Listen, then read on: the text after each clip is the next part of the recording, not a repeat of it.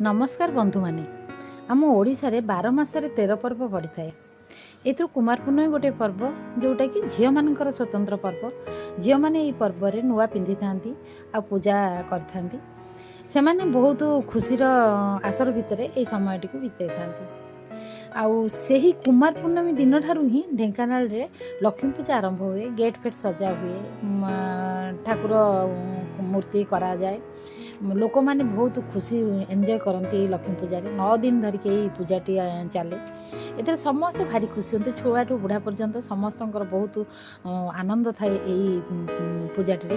आई 9 दिन किपरि कटे से जापारती ना। आमर मेन करी एटी झील मान कथाटी पड़ी। ये झील मानकर आमर बहुत पर्व रही जो थे कि झील मैंने से सब पालन करी आउ झीलटीए घर को जिते जन्म हुए आसे समस्ते लक्ष्मी आसती मनरे भावती कहती भी। किंतु आगे समय था जो समय झीलटीए जन्म हेले बापा माँ चिंतित हो जाते। झीलटी को केमिति पाठ पढ़ेबे, केमिति बाहा करेंगे, भल पात्रटीए खोजे, ये सब चिंता माड़ी बसुला।